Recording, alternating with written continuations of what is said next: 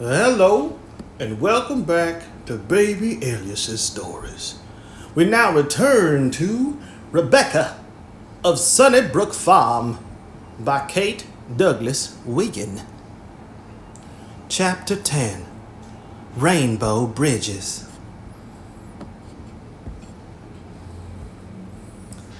Uncle Jerry coughed and stirred in his chair a good deal during Rebecca's recital, but he carefully concealed any undue feeling of sympathy, just muttering, "Poor little soul, we'll see what we can do for her." "You will take me to Maplewood, won't you, Mr. Cobb?" begged Rebecca piteously. "Don't you fret a mite," he answered, with a crafty little notion at the back of his mind. "I'll see the lady passenger through somehow. Now take a bite of something to eat, child. Spread some of that tomato preserve on your bread. Draw up to the table. How'd you like to sit in Mother's place and pour me out another cup of hot tea?"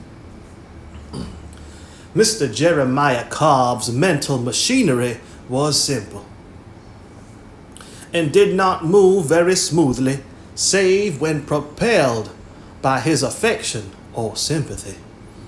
In the present case, these were both employed to his advantage, and mourning his stupidity and praying for some flash of inspiration to light his path, he blundered along, trusting to Providence. Rebecca, comforted by the old man's tone and timidly enjoying the dignity of sitting in Mrs. Cobb's seat and lifting the blue china teapot, smiled faintly, smoothed her hair, and dried her eyes.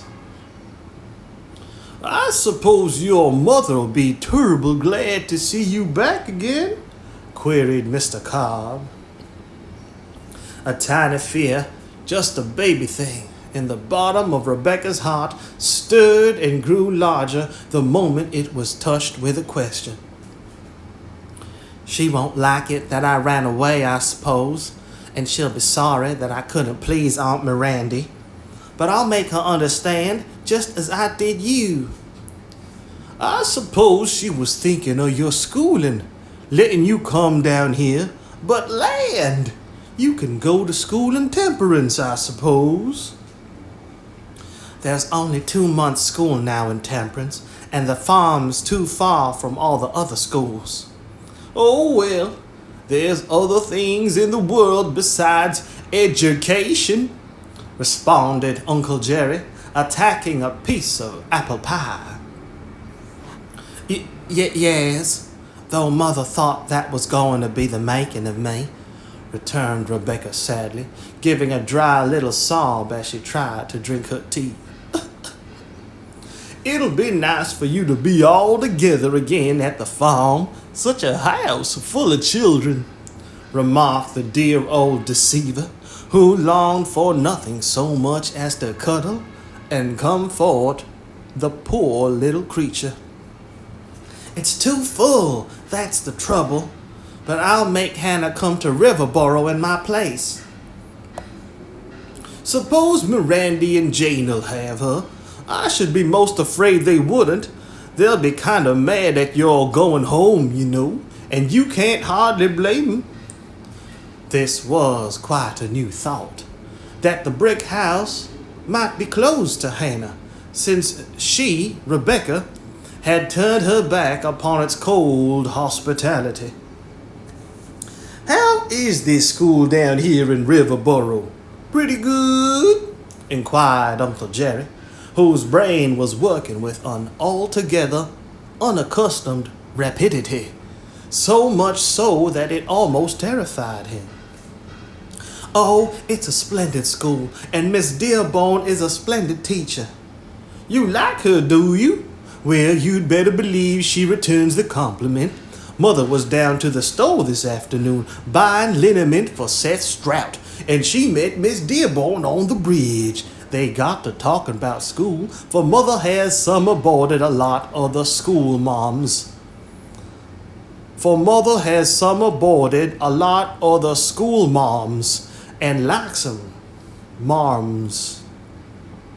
How does the little temperance girl get along? Asked Mother. Oh, she's the best scholar I have, says Miss Dearborn. I could teach school from sun up to sundown if scholars was all like Rebecca Randall, says she. Oh, Mr. Cobb, did she say that? Glowed Rebecca, her face sparkling and dimpling in an instant. I've tried hard all the time, but I'll study the covers right off the books now.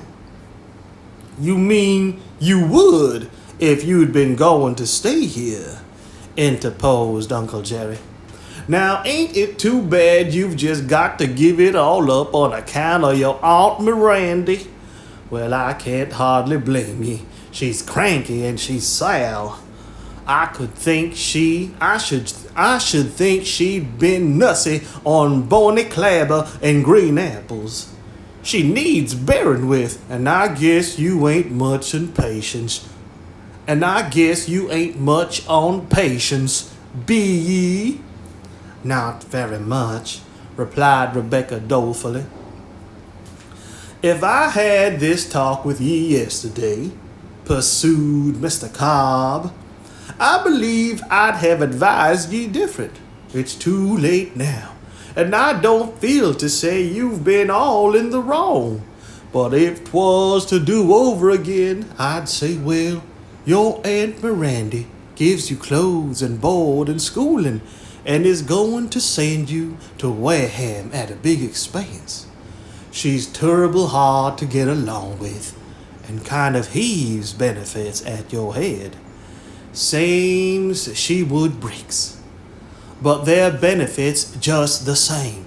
And maybe it's your job to kind of pay for 'em in good behavior. Jane's a little bit more easygoing than Miranda, ain't she? Or is she just as hard to please? Oh, Aunt Jane and I get along splendidly, exclaimed Rebecca. She's just as good and kind as she can be, and I like her better all the time. I think she kinda likes me too. She smoothed my hair once. I let her scold me all day long, for she understands, but she can't stand up for me against Aunt Miranda. She's about as afraid of her as I am. Jane'll be really sorry tomorrow to find you've gone away, I guess. But never mind, it can't be helped. If she has a kind of a dull time with Miranda on account of her being so sharp, why, of course she'd set great store by your company. Mother was talking with her after prayer meeting the other night. You wouldn't know the brick house, Sarah, says Jane. I'm keeping a sewing school and my scholar has made 3 dresses. What do you think of that, says she, for an old maid's child? I've taken a class in Sunday school, says Jane, and think of renewing my youth and going to the picnic with Rebecca, says she, and Mother declares she never see her look so young and happy. There was a silence that could be felt in the little kitchen, a silence only broken by the ticking of the tall clock and the beating of Rebecca's heart, which it seemed to her almost drowned the voice of the clock. The rain ceased. A sudden rosy light filled the room, and through the window a rainbow arch could be seen spanning the heavens like a radiant bridge. Bridges took one across difficult places, thought Rebecca. And Uncle Jerry seemed to have built one over her troubles and given her strength to walk. The shower's over, said the old man, filling his pipe. It's cleared the air, washed the face of the earth. Washed the face of the earth, nice and clean, and everything tomorrow will shine like a new pin. And when you and I are driving up river. Rebecca pushed her cup away, rose from the table, and put on her hat and jacket quietly. I'm not going to drive up river, Mr. Cobb, she said. I'm going to stay here and catch bricks. Catch 'em without throwing 'em back, too. I don't know as Aunt Miranda will take me in after I've run away, but I'm going back now while I have the courage. You wouldn't be so good as to go with me, would you, Mr. Cobb? You'd better believe your Uncle Jerry don't propose to leave till he gets this thing fixed up, cried the old man delightedly. Now you've had all you can stand tonight, poor little soul, without getting a fit of sickness, and Mirandy'll be sore and cross and in no condition for argument. So my plan is just this: to drive you over to the brick house in my top buggy, to have you set back in the corner, and I get out and go to the side door, and when I get your Aunt Miranda and Aunt Jane out in the shed to plan for a load of wood I'm going to have hauled there this week, you slip out of the buggy and go upstairs to bed. The front door won't be locked, will it? Not this time of night, Rebecca answered. Not till Aunt Miranda goes to bed. But oh, what if it should be? Well, it won't, and if it is, why, we'll have to face it out. Though in my opinion, there's things that won't bear facing out and had better be settled comfortably and quiet. You see, you ain't run away yet. You've only come over here to consult me about running away, and we've concluded it ain't worth the trouble. The only real sin you committed, as I figure it out, was in coming here by the window when you'd been sent to bed. That ain't so very black, and you can tell your Aunt Jane about it come Sunday when she's chock full of religion, and she can advise you when you'd better tell your Aunt Miranda. I don't believe in deceiving folks, but if you've had hard thoughts, you ain't obliged to own up 'em. You ain't obliged to own him up. Take him to the Lord in prayer, and the hymn says, and then don't go having him. Now come on, I'm all hitched up to go over to the post office. Don't forget your bundle. It's always a journey, Mother, when you carry a nightgown. Them's the first words your Uncle Jerry ever heard you say. He didn't think you'd be bringing your nightgown over to his house. Step in and curl up in the corner. Step in and curl up in the corner. We ain't going to let folks see little runaway gals, 'cause they're going back to begin all over again.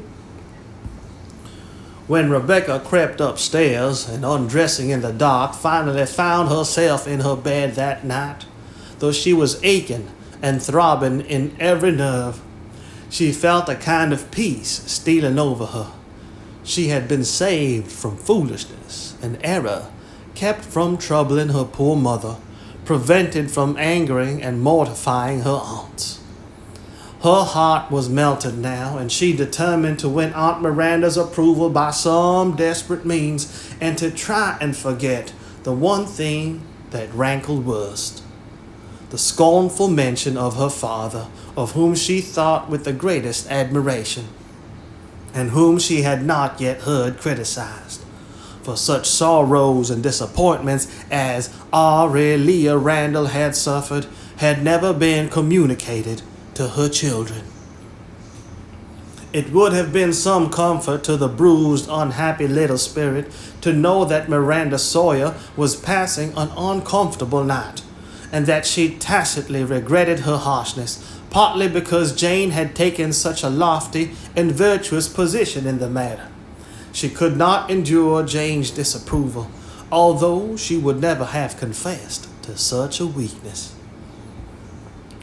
As Uncle Jerry drove homeward under the stars, well content with his attempts at keeping the peace, he thought wistfully of the touch of Rebecca's head on his knee, and the rain of her tears on his hand, of the sweet reasonableness of her mind when she had the matter put rightly before her, of her quick decision when she had once seen the path of duty, of the touching hunger for love and understanding that were so characteristic in her. Lord Almighty, he ejaculated under his breath, Lord Almighty, to hector and abuse a child like that one. 'Tain't abuse exactly, I know, or 'twouldn't be to some of your elephant-headed young ones, but to that little tender will-o'-the-wisp of hard words like a lash. Miranda Sawyer would be a heap better woman if she had a little gravestone to remember. Same's mother and I have. I never see a child improve in her work as Rebecca has today, remarked Miranda Sawyer to Jane on Saturday evening. That setting down I gave her was probably just what she needed, and I dare say it'll last for a month. I'm glad you're pleased, returned Jane. A cringing worm is what you want, not a bright, smiling child. Rebecca looks to me as if she'd been through the 7 Years' War. When she came downstairs this morning, it seemed to me she'd grown old in the night. If you follow my advice, which you seldom do, you'll let me take her and Emma Jane down beside the river tomorrow afternoon and bring Emma Jane home to a good Sunday supper. Then, if you'll let her go to Milltown with the Cobbs on Wednesday, that'll hearten her up a little and coax back her appetite. Wednesday's a holiday on account of Miss Dearborn's going home to her sister's wedding, and the Cobbs and Perkinses want to go down to the agricultural fair. Chapter 11. The Stirring of the Powers.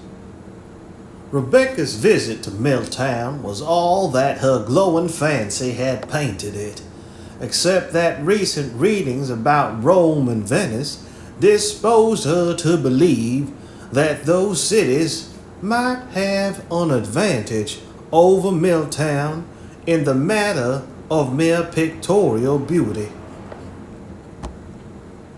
So soon does the soul outgrow its mansions that after once seeing Milltown, her fancy ran out to the future site of Portland. For that, having islands and a harbor and 2 public monuments must be far more beautiful than Milltown, which would, she felt, take its proud place among the cities of the earth by reason of its tremendous business activity, rather than by any irresistible appeal to the imagination. It would be impossible for 2 children to see more, do more, walk more, talk more, eat more, or ask more questions than Rebecca and Emma Jane did on that eventful Wednesday. She's the best company I ever see in all my life, said Mrs. Cobb to her husband that evening. We ain't had a dull minute this day. She's well-mannered, too. She didn't ask for anything and was thankful for whatever she got. Did you watch her face when we went into that tent where they was acting out Uncle Tom's Cabin? And did you take notice of the way she told us about the book when we sat down to have our ice cream? I tell you, Harriet Beecher Stowe herself couldn't have done it better justice. I took it all in, responded Mr. Cobb, who was pleased that Mother agreed with him about Rebecca. I ain't sure, but she's going to turn out something remarkable. A singer, or a writer, or a lady doctor like that Miss Parks up to Cornish. Lady doctors are always home paths, ain't they? Asked Mrs. Cobb, who, it is needless to say, was distinctly of the old school in medicine. Land no, Mother, there ain't no home path about Miss Parks. She drives all over the country. I can't see Rebecca as a lady doctor somehow, mused Mrs. Cobb. Her gift of gab is what's going to be making of her. Her gift of gab is what's going to be the making of her. Maybe she'll lecture or recite pieces like that Portland elocutionist that come out here to the harvest supper. I guess she'll be able to write down her own pieces, said Mr. Cobb confidently. She could make 'em faster, and she could read 'em out of a book. It's a pity she's so plain looking, remarked Mrs. Cobb, blowing out the candle. Plain looking, mother? Exclaimed her husband in astonishment. Look at the eyes of her. Look at the hair of her, and the smile, and that there dimple. Look at Alice Robinson. That's called the prettiest child on the river, and see how Rebecca shines her redown out of sight. I hope Mirandy'll favor her coming over to see us real often, for she'll let off some of her steam here, and the brick house will be considerable safer for everybody concerned. We've known what it was to have children, even if it was more than 30 years ago, and we can make allowances. Notwithstanding the encomiums of Mr. and Mrs. Cobb. Encomiums. Encomium, a speech or piece of writing that praises someone or something highly. Notwithstanding the encomiums of Mr. and Mrs. Cobb, Rebecca made a poor hand at composition writing at this time. Miss Dearborn gave her every sort of subject that she had ever been given herself.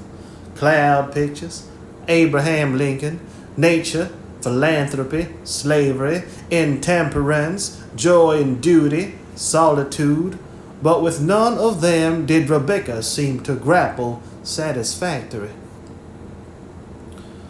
Write as you talk, Rebecca, insisted poor Miss Dearborn, who secretly knew that she could never manage a good composition herself. But gracious me, Miss Dearborn, I don't talk about nature and slavery. I can't write unless I have something to say, can I? That is what compositions are for, returned Miss Dearborn doubtfully, to make you have things to say. Now, in your last one, on solitude, you haven't said anything very interesting, and you've made it too common and everyday to sound well. There are too many yous and yaws in it. You ought to say one now and then to make it seem more like good writing. One opens a favorite book.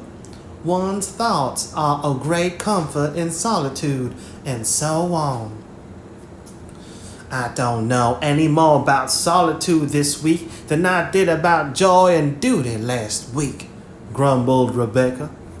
You tried to be funny about joy and duty, said Miss Dearborn reprovingly, so of course you didn't succeed. I didn't know you were going to make us read the things out loud, said Rebecca, with an embarrassed smile of recollection. Joy and duty had been the inspiring subject given to the older children for a theme to be written in 5 minutes.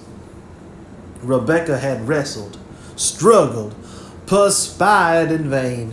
When her turn came to read, she was obliged to confess she had written nothing. You have at least 2 lines, Rebecca, insisted the teacher, for I see them on your slate. I'd rather not read them, please. They are not good, pleaded Rebecca. Read what you have, good or bad, little or much. I am excusing nobody. Rebecca rose, overcome with secret laughter, dread, and mortification. Then, in a low voice, she read the couplet. When joy and duty clash, let duty go to smash. Dick Carter's head disappeared under the desk, while Living Perkins choked with laughter. Miss Dearborn laughed too. She was little more than a girl, and the training of the young idea seldom appealed to the sense of humor. You must stay after school and try again, Rebecca, she said, but she said it smilingly. Your poetry hasn't a very nice idea in it for a good little girl who ought to love duty. It wasn't my idea, said Rebecca apologetically. I had only made the first line when I saw you were going to ring the bell and say the time was up. I had clash written, and I couldn't think of anything then but hash or rash or smash. I'll change it to this. When joy and duty clash, 'tis joy must go to smash. That is better, Miss Dearborn answered, though I cannot think going to smash is a pretty expression for poetry. Having been instructed in the use of the indefinite pronoun one as giving a refined and elegant touch to literary efforts, Rebecca painstakingly rewrote her composition on solitude, giving it all the benefit of Miss Dearborn's suggestion. It then appeared in the following form, which hardly satisfied either teacher or pupil. Solitude. It would be false to say that one could ever be alone when one has one's lovely thoughts to comfort one. One sits by oneself, it is true, but one thinks. One opens one's favorite book and reads one's favorite story. One speaks to one's aunt or one's brother, fondles one's cat, or looks at one's photograph album. There is one's work also. What a joy it is to one, if one happens to like work. All one's little household tasks keep one from being lonely. Does one ever feel bereft when one picks up one's chips to light one's fire for one's evening meal? Or when one washes one's milk pail before milking one's cow? One would fancy not.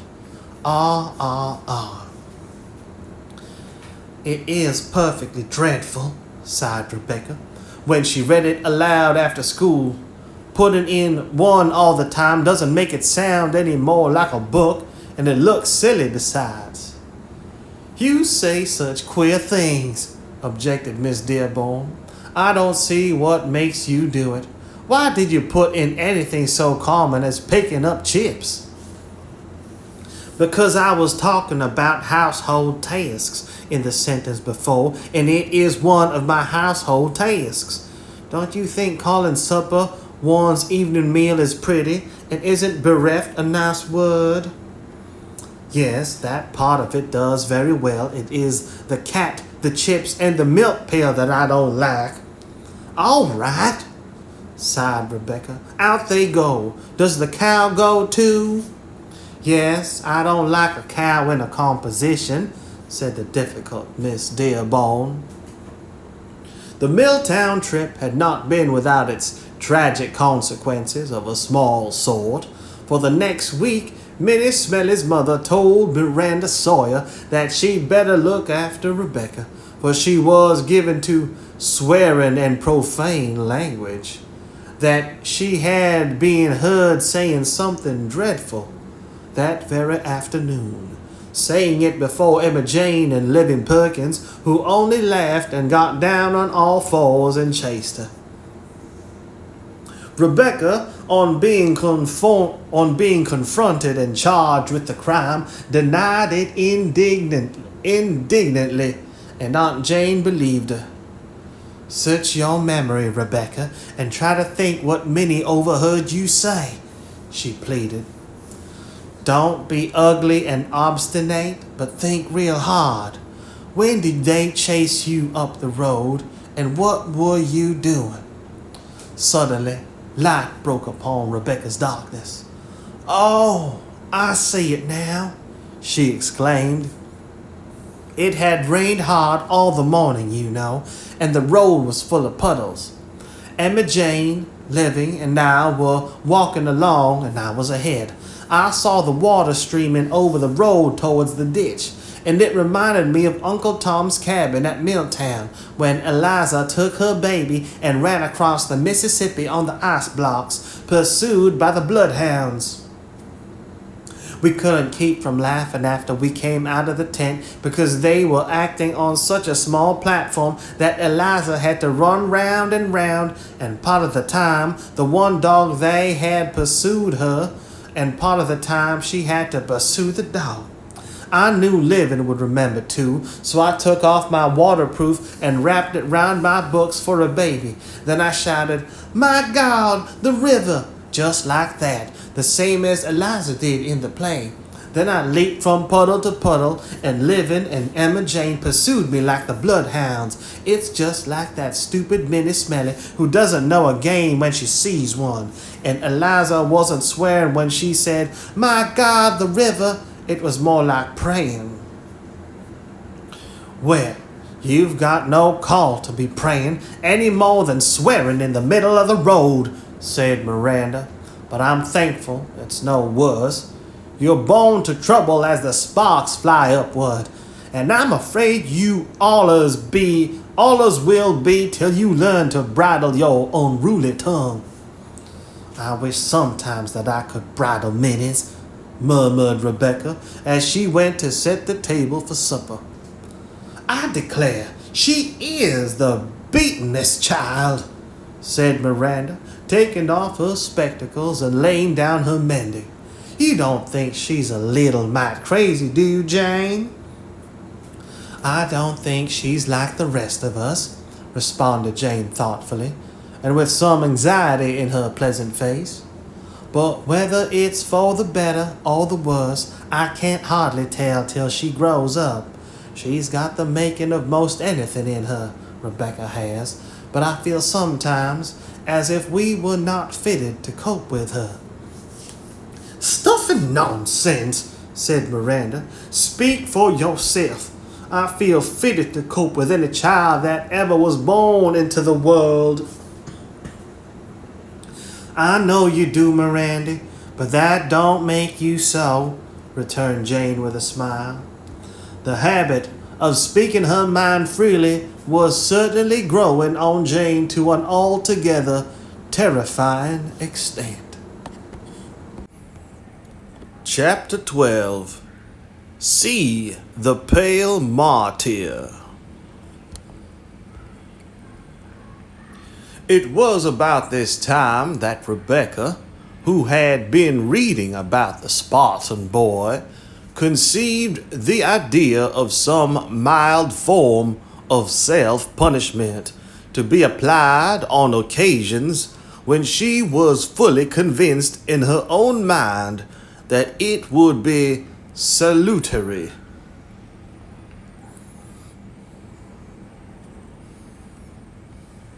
Salutary.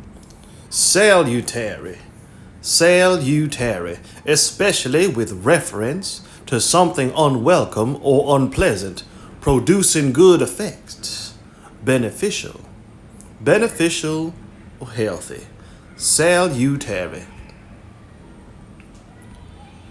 Be applied on occasions when she was fully convinced in her own mind that it would be salutary. The immediate cause of the decision was a somewhat sadder accident than was common, even in a career prolific in such things. Clad in her best, Rebecca had gone to take tea with the Cobbs, but while crossing the bridge, she was suddenly overcome by the beauty of the river and leaned over the newly painted rail to feast her eyes on the dashing torrent of the fall. Resting her elbows on the topmost board and inclining her little figure forward in delicious ease, she stood there dreaming. The river above the dam was a glassy lake, with all the loveliness of blue heaven and green shore reflected in its surface.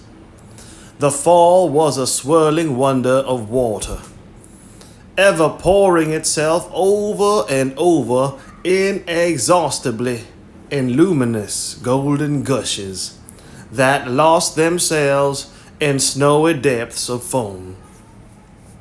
Sparkling in the sunshine, gleaming under the summer moon, cold and gray beneath a November sky, trickling over the dam in some burning July drought, swollen with turbulent power in some April freshet. How many young eyes gazed into the mystery and majesty of the falls along that river? And how many young hearts dreamed out of their futures leaning over the bridge rail, seeing the vision splendid, reflected there, and often too, watching it fade into the light of common day. Rebecca never went across the bridge without bending over the rail to wonder and to ponder, and at this special moment she was putting the finishing touches on the poem. Two maidens by a river strayed down in the state of Maine. The one was called Rebecca, the other Emma Jane. I would my life were like the stream, said her named Emma Jane, so quiet and so very smooth, so free from every pain. I'd rather be a little drop in the great rushing fall. I would not choose the glassy lake, 'twould not suit me at all. It was the darker maiden spoke, the words I just have stated. The maidens twain were simply friends, and not at all related. But oh, alas, we may not have the things we hope to gain. The quiet life may come to me, the rush to Emma Jane. I don't like the rush to Emma Jane, and I can't think of anything else. Oh, what a smell of paint. Oh, it is on me. Oh, it's all over my best dress. Oh, what will Aunt Miranda say? With tears of self-reproach streaming from her eyes, Rebecca flew up the hill, sure of sympathy and hoping against hope for help of some sort. Mrs. Cobb took in the situation at a glance and professed herself able to remove almost any stain from almost any fabric. And in this she was corroborated by Uncle Jerry, who vowed that mother could get anything out. Sometimes she took the cloth right along with the spot, but she had a sure hand, mother had. The damaged garment was removed and partially immersed in turpentine, while Rebecca graced the festal board clad in a blue calico wrapper of Mrs. Cobb's. Don't let it take your appetite away, crooned Mrs. Cobb. I've got cream biscuit and honey for you. I got cream biscuit and honey for you if the turpentine don't work. I'll try French chalk, magnesia, and warm suds. If they fail, Father shall run over to Strout's and borrow some of the stuff Marthy got in Milltown to take the courant pie out of her wedding dress. I ain't got to understand this painting accident yet, said Uncle Jerry jocosely as he handed Rebecca the honey. Being as how there's fresh paint signs hung all over the bridge, so a blind asylum couldn't miss 'em. I can't hardly account for you getting in it the pesky stuff.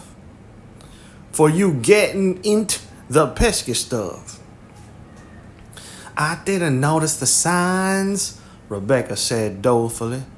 I suppose I was looking at the falls.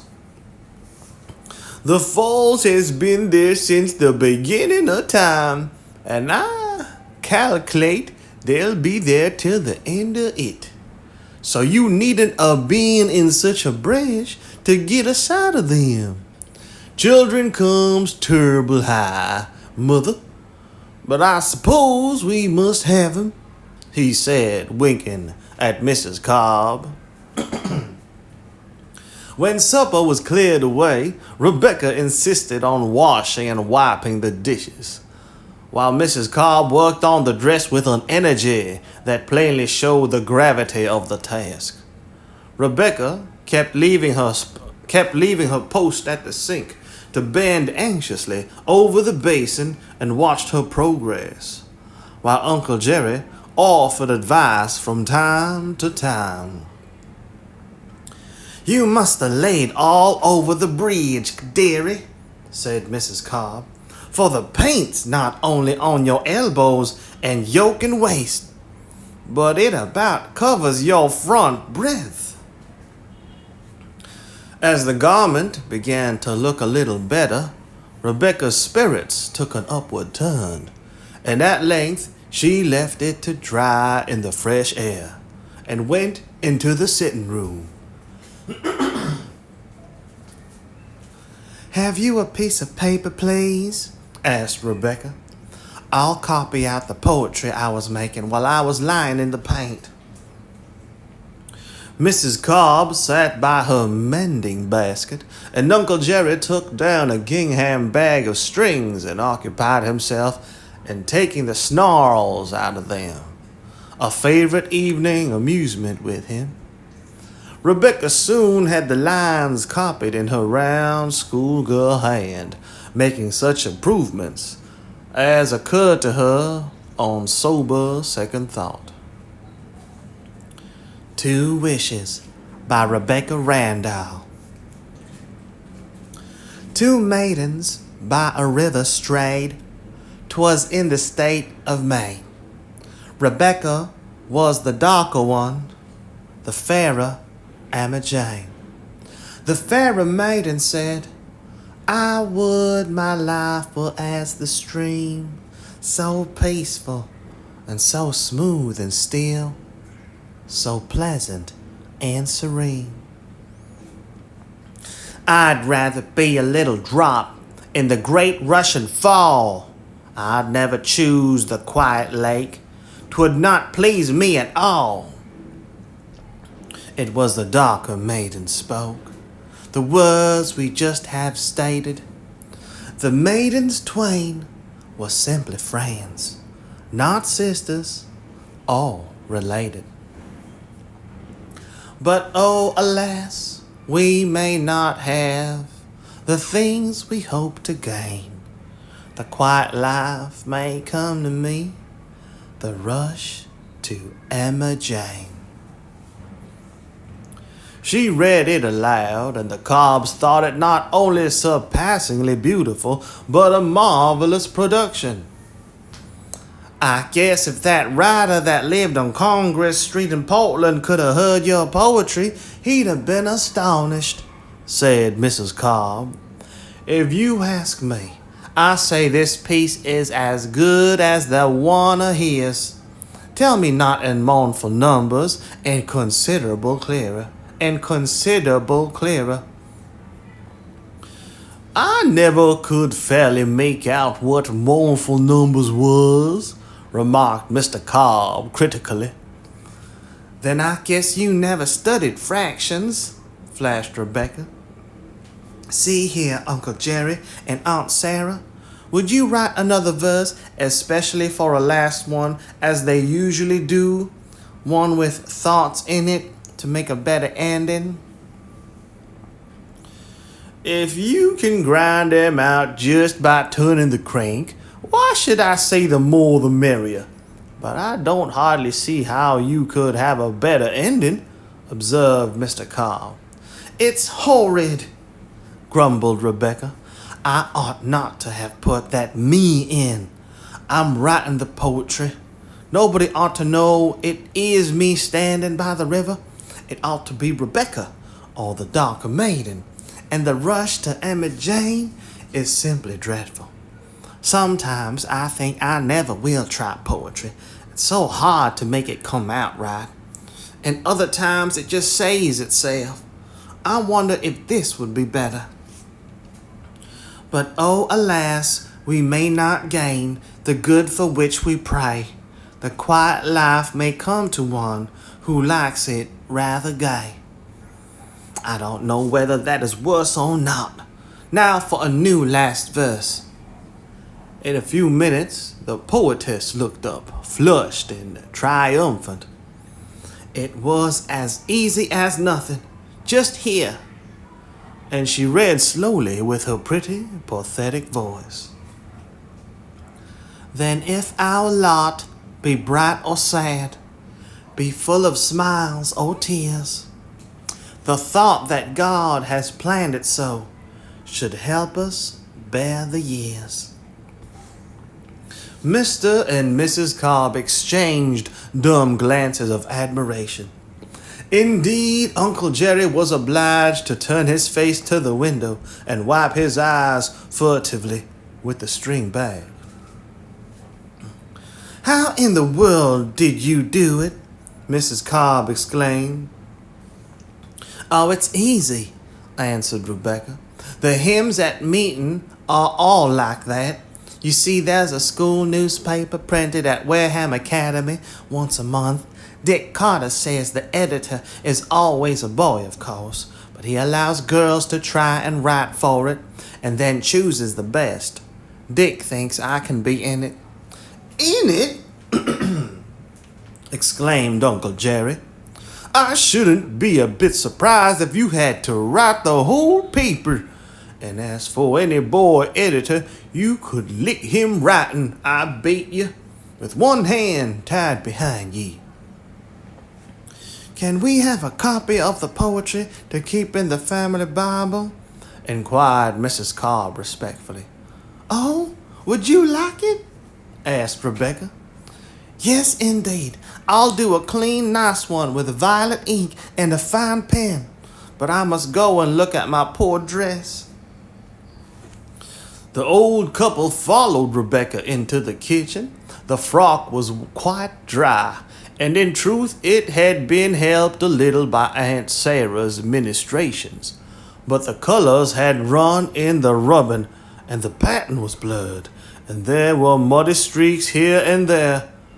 As a last resort, it was carefully smoothed with warm iron, and Rebecca was urged to attire herself, that they might see if the spots showed as much when it was on. They did, most uncompromisingly, and to the dullest eye. Rebecca gave one searching look, and then said as she took her hat from a nail in the entry, "I think I'll be going. Good night. If I've got to have a scolding, I want it quick and get it over." "Poor little unlucky misfortunate thing," sighed Uncle Jerry as his eyes followed her down the hill. "I wish she could pay some attention to the ground under her feet. But I vow, if she was our own, I'd let her slop paint all over the house before I could scold her. Here's her poetry she's left behind. Read it out again, Mother. Land!" he continued, chuckling as he lighted his cob pipe. "I can just see the last flap of that boy editor's shirt tail as he lays it for the woods, while Rebecca settles down in his revolving chair. I'm puzzled as to what kind of job editing is exactly. But she'll find out, Rebecca will, and she'll just edit for all she's worth."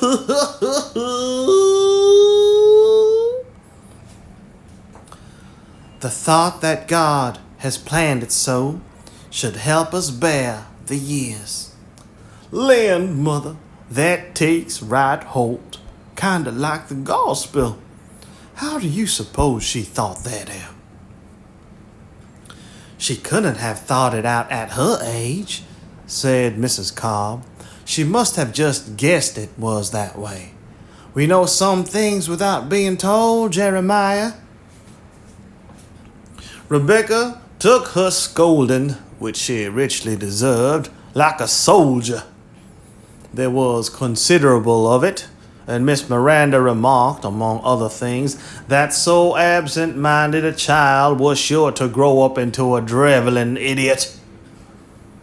She was bidden to stay away from Alice Robinson's birthday party and doomed to wear her dress, stained and streaked as it was, until it was worn out.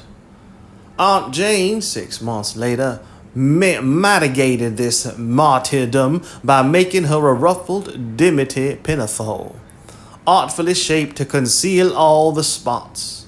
She was blessedly ready with these mediations between the poor little sinner and the full consequences of her sin. When Rebecca had heard her sentence and gone to the north chamber, she began to think. If there was anything she did not wish to grow into, it was an idiot of any sort, particularly a driveling one. And she resolved to punish herself every time she incurred what she considered to be the righteous displeasure of her virtuous relative. She didn't mind staying away from Alice Robinson's. She had told Emma Jane it would be like a picnic in a graveyard, the Robinson house being as near an approach to a tomb as a house can manage to be. Children were commonly brought in at the back door and requested to stand on newspapers while making their call, so that Alice was begged by her friends to receive in the shed or barn whenever possible. Mrs. Robinson was not only terribly neat, but terribly close, so that the refreshments were likely to be peppermint lozenges and glasses of well water. After considering the relative values as penances of a piece of haircloth worn next the skin and a pebble in the shoe, she dismissed them both. The haircloth could not be found, and the pebble would attract the notice of the august-eyed aunt. Besides being a foolish bar to the activity of a person who had to do housework and walk 1.5 miles to school.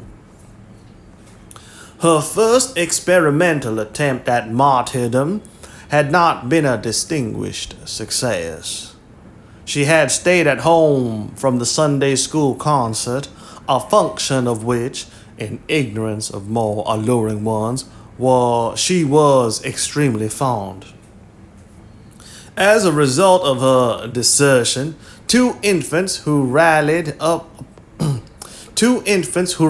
upon her to prompt them, she knew the verses of all the children better than they did themselves, broke down ignominiously. The class to which she belonged had to read a difficult chapter of Scripture in rotation, and the various members spent an arduous Sabbath afternoon counting out verses according to their seats in the pew, and practicing the ones that would inevitably fall to them. They were too ignorant to realize, when they were called upon, that Rebecca's absence would make everything come wrong.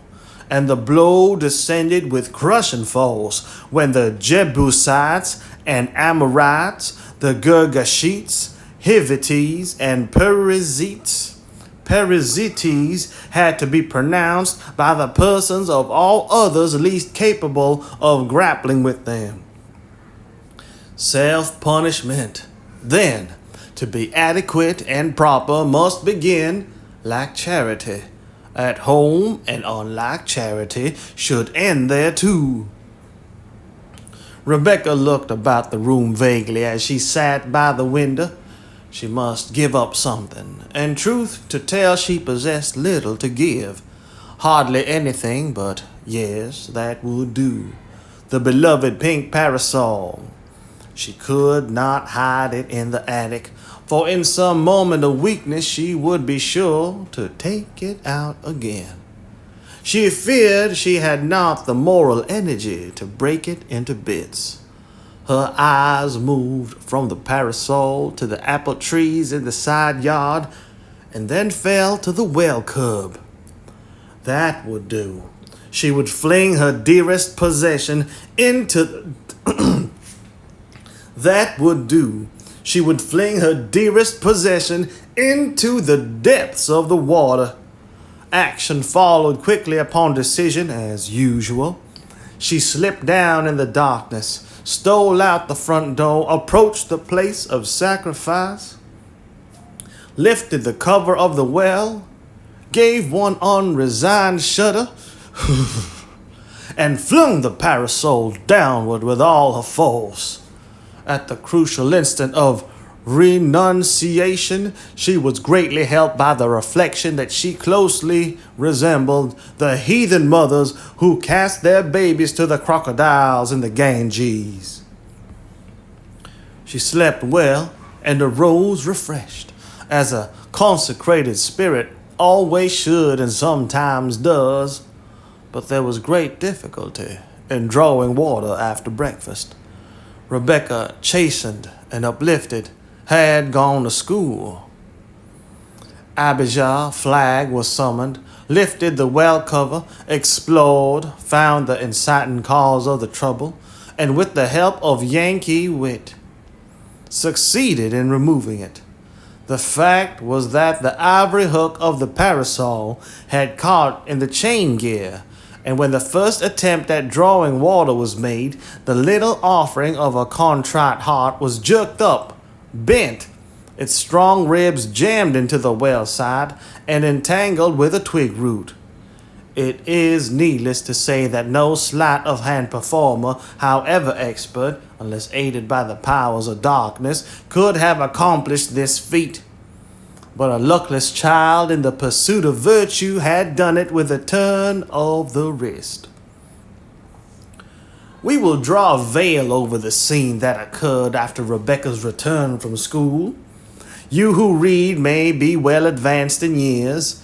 You may be gifted in rhetoric, ingenious in argument, but even you might quail at the thought of explaining the tortuous mental process that led you into throwing your beloved pink parasol into Miranda Sawyer's well. Perhaps you feel equal to discussing the efficacy of spiritual self-chastisement with a person who closes her lips into a thin line and looks at you out of blank, uncomprehending eyes. Common sense, right, and logic were all arrayed on Miranda's side, when poor Rebecca, driven to the wall, had to avow the reasons lying behind the sacrifice of the sunshade. Her aunt said, "Now see here, Rebecca, you're too big to be whipped, and I shall never whip you. But when you think you ain't punished enough, just tell me, and I'll make out to invent a little something more. I ain't so smart as some folks, but I can do that much, and whatever it is, I'll be something that won't punish the whole family and make 'em drink ivory dust, wood chips, and pink silk rags with water. And pink silk rags with their water." Chapter 13. Snow White, Rose Red. Just before Thanksgiving, the affairs of the Simpsons reached what might have been called a crisis. Even in their family, which had been born and reared in a state of adventurous poverty and perilous uncertainty. Riverboro was doing its best to return the entire tribe of Simpsons to the land of its fathers, so to speak, thinking rightly that the town which had given them birth, rather than the town of their adoption, should feed them and keep a roof over their heads until the children were of an age for self-support. There was little to eat in the household and less to wear, though Mrs. Simpson did, as always, her poor best. The children managed to satisfy their appetites by sitting modestly outside their neighbors' kitchen doors when meals were about to be served. They were not exactly popular favorites, but they did receive certain undesired morsels from the more charitable housewives. Life was rather dull and dreary, however, and in the chill and gloom of November weather, with the vision of other people's turkeys bursting with fat, and other people's golden pumpkins and squashes and corn being garnered into barns, the young Simpsons groped about for some inexpensive form of excitement, and settled upon the selling of soap for a premium. They had sold enough to their immediate neighbors during the earlier autumn to secure a child's handcart, which, though very weak on its pins, could be trundled over the country roads. With large business sagacity and an executive capacity which must have been inherited from their father, they now proposed to extend their operations to a larger area and distribute soap to contiguous villages, if these villages could be induced to buy. The Excelsior Soap Company paid a very small return of any kind to its infantile agents, who were scattered through the state. But it inflamed their imaginations by the issue of circulars, which highly colored pictures of the premiums to be awarded for the sale of a certain number of cakes. It was at this juncture that Clara Bell and Susan Simpson consulted Rebecca, who threw herself solidly and wholeheartedly into the enterprise, promising her help and that of Emma Jane Perkins. The premiums within their possible grasp were three: a bookcase, a plush reclining chair, and a banquet lamp. Of course, the Simpsons had no books, and casting aside without thought or pang the plush chair, which might have been of some use in a family of 7 persons, not counting Mr. Simpson, who ordinarily sat elsewhere at the town's expense, they warmed themselves rapturously in the vision of the banquet lamp, which speedily became to them more desirable than food, drink, or clothing. Neither Emma Jane nor Rebecca perceived anything incongruous in the idea of the Simpsons striving for a banquet lamp. They looked at the picture daily and knew that if they themselves were free agents, they would toil, suffer, sweat, for the happy privilege of occupying the same room with that lamp through the coming winter evenings. It looked to be about 8 feet tall in the catalogue, and Emma Jane advised Clara Bell to measure the height of the Simpsons' ceiling. But a note in the margin of the circular informed them that it stood 2.5 feet high when set up in all its dignity and splendor on a proper table. $3 extra. It was only of polished brass, continued the circular, though it was invariably mistaken for solid gold. And the shade that accompanied it, at least it accompanied it if the agent sold 100 extra cakes, was of crinkled crepe paper printed in a dozen delicious hues, from which the joy-dazzled agent might take his choice. Seesaw Simpson was not in the syndicate. Clara Bell was rather a successful agent, but Susan, who could only say Thope, never made large returns, and the twins, who were somewhat young to be thoroughly trustworthy, could be given only a half dozen cakes at a time, and were obliged to carry with them on their business trips a brief document stating the price per cake, dozen, and box. Rebecca and Emma Jane offered to go 2 or 3 miles in some one direction and see what they could do in the way of stirring up a popular demand for the Snow White and Rose Red brands, the former being devoted to laundry purposes and the latter being intended for the toilet. There was a great amount of hilarity in the preparation for this event, and a long council in Emma Jane's attic. They had the soaps company's circular from which to arrange a proper speech, and they had, what was still better, the remembrance of a certain patent medicine vendor's discourse at the Milltown Fair. His method, when once observed, could never be forgotten, for his manner nor his vocabulary. Emma Jane practiced it on Rebecca, and Rebecca on Emma Jane. "Can I sell you a little soap this afternoon? It is called the Snow White and Red Rose soap. 6 cakes in an ornamental box, only 20 cents for the white, 25 cents for the red.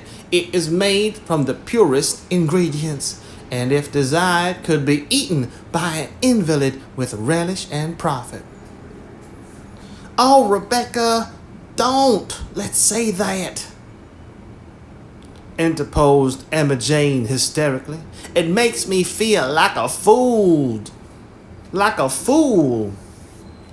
It takes so little to make you feel like a fool, Emma Jane," rebuked Rebecca, "that sometimes I think you must be one. I don't get to feeling like a fool so awfully easy. Now leave out that eating part if you don't like it and go on." "The Snow White is probably the most remarkable laundry soap ever manufactured. Immerse the garments in a tub, lightly rubbing the more soiled portions with the soap. Leave them submerged in water from sunset to sunrise, and then the youngest baby can wash them without the slightest effort." "Babe, not baby," corrected Rebecca from the circular. "It's just the same thing," argued Emma Jane. "Of course it's just the same thing, but a baby has got to be called babe or infant in a circular, the same as it is in poetry. Would you rather say infant?" "No," grumbled Emma Jane. "Infant is worse even than babe. Rebecca, do you think we'd better do as the circular says and let Elijah or Elisha try the soap before we begin selling?" "I can't imagine a babe doing a family wash with any soap," answered Rebecca. "But it must be true, or they would never dare to print it. So let's bother." "Oh, won't it be the greatest fun, Emma Jane? At some of the houses where they can't possibly know me, I shan't be frightened, and I shall reel off the whole rigmarole, invalid, babe, and all. Perhaps I shall say even the last sentence, if I can remember it. We sound every chord in the great macrocosm of satisfaction." This conversation took place on a Friday afternoon at Emma Jane's house, where Rebecca, to her unbounded joy, was to stay over Sunday, her aunts having gone to Portland to the funeral of an old friend. Saturday being a holiday, they were going to have the old white horse drive to North Riverboro, 3 miles away, eat a 12 o'clock dinner with Emma Jane's cousins, and be back at 4 o'clock punctually. When the children asked Mrs. Perkins if they could call at just a few houses coming and going and sell a little soap for the Simpsons, she at first She at first replied decidedly in the negative. She was an indulgent parent, however, and really had little objection to Emma Jane amusing herself in this unusual way. It was only for Rebecca, as the niece of the difficult Miranda Sawyer, that she raised scruples. But when fully persuaded that the enterprise was a charitable one, she acquiesced. Acquiesced. She acquiesced. Acquiesce. Accept something without protest. Acquiesced. Permit. But when fully persuaded that the enterprise was a charitable one, she acquiesced. The girls called at Mr. Watson's store and arranged for several large boxes of soap to be charged to Clarabelle Simpson's account. These were lifted into the back of a wagon, and a happier couple never drove along the country road than Rebecca and her companion.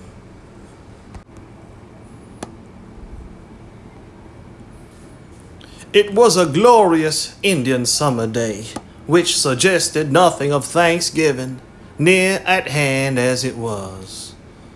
It was a rustly day, a scarlet and buff, yellow and carmine, bronze and crimson day. There were still many leaves on the oaks and maples, making a goodly show of red and brown and gold. The air was like sparkling cider, and every field had its heaps of yellow and russet good things to eat.